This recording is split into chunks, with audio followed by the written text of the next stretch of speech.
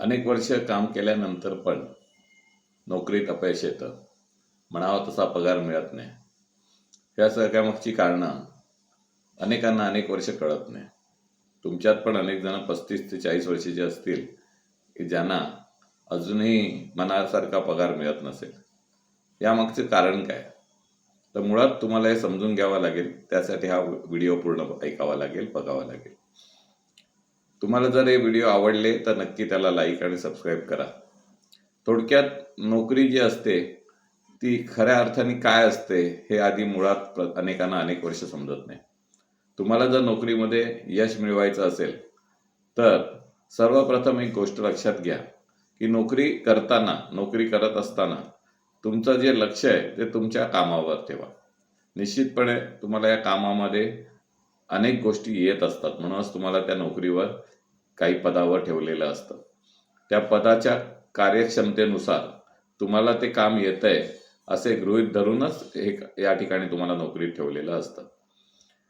तीही नोकरी करत असताना तुम्हाला जे काम येत असतं त्या कामामध्ये तुमच्यामध्ये एक कौशल्य आहे, एक स्किल आहे. ते स्किल आहे हे गृहीत धरून तुम्हाला ते काम दिलेलं आहे. असं काम करत असताना तुम्ही त्या कामामध्ये आपलं स्किल दाखवण्याचा प्रयत्न करत असता.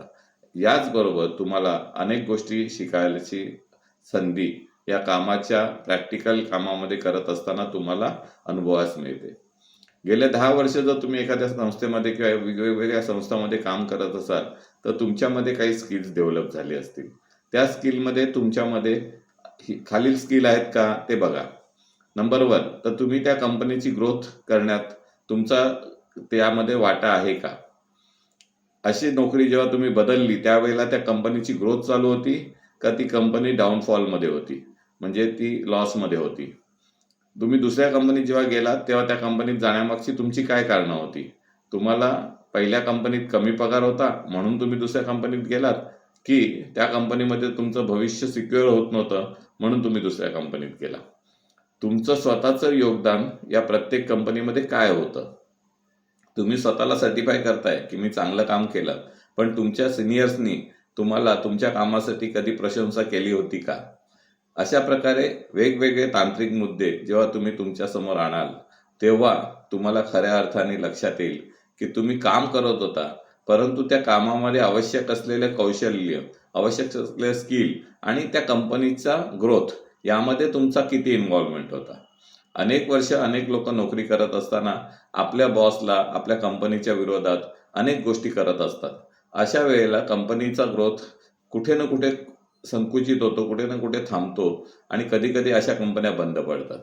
बंद पडणाऱ्या कंपन्यांमध्ये अनेक वेळा मॅनेजमेंटला आपण दोष देत असतो, परंतु ॲज अ वर्कर आपण त्यामध्ये किती चांगलं काम करतोय याचाही विचार आपल्याला करायला हवा.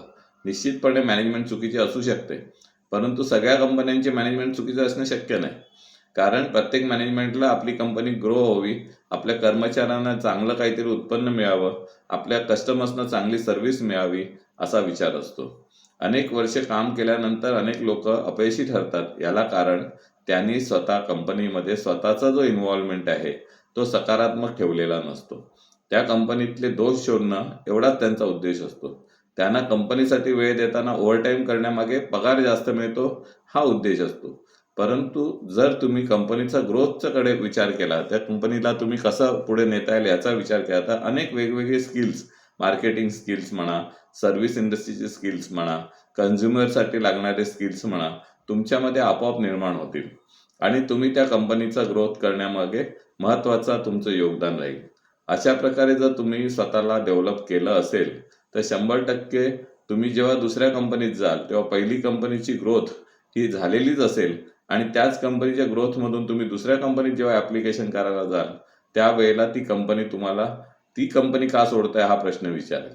याचं कारण तिथे तुम्हाला ग्रोथ असताना तुम्ही आमच्याकडे का येत आहे अशा प्रकारचा प्रश्न त्यांना निश्चित वाटेल. त्यावेळेला तुम्हाला तिथे किती मोठा स्कोप तुमच्या नवीन कंपनीमधून मिळू शकतो याचं उत्तर तुमच्याकडे असेल तरच तुम्हाला त्या नवीन जॉबमध्ये स्वीकारलं जाईल. थोडक्यात तुम्हाला जी नोकरी करत असता त्या नोकरीमध्ये तुम्हाला येणारं जे स्किल आहे, तुम्हाला येणारं जे कौशल्य आहे, तुम्हाला येणारं जे काम आहे त्यापेक्षा जास्त काम या नोकऱ्यांमध्ये तुम्हाला स्वतःला शिकता आलं पाहिजे.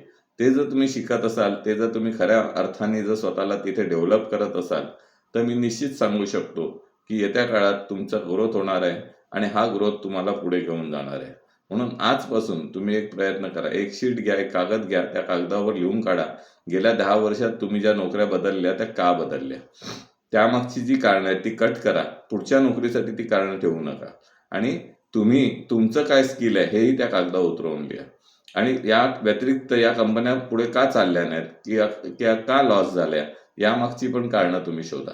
जर तुम्ही स्वतःला बदललं तर निश्चितपणे तुम्हाला येत्या काळात चांगला पगार आणि भरघोस पगार देणाऱ्या चांगल्या कंपन्या, चांगल्या नोकऱ्या मिळू शकतील. तो प्रयत्न करा. जास्तीत जास्त चांगलं कौशल्य डेव्हलप करा. एक सर्टिफिकेटपेक्षा, एका पदवीपेक्षा एक कौशल्य हे तुम्हाला जास्त पगाराची नोकरी देऊ शकतं आणि तो प्रयत्न तुमच्याकडे दररोज करायचा आहे तुम्हाला. आजपासून त्याची सुरुवात करा. गेली 10 वर्ष वाया गेली, गेली 15 वर्ष वाया गेली, नका मनावर घेऊ. तोही अनुभव तुम्हाला लवकरात लवकर कन्व्हर्ट करेल. तोही अनुभव तुम्हाला चांगलं काहीतरी देऊन जाईल. सो प्रयत्न करा, पुढे जा, यशस्वी व्हा आणि जर हा व्हिडिओ आवडला तर नक्की लाईक करा, सबस्क्राईब करा आणि कमेंट करायला विसरू नका. धन्यवाद.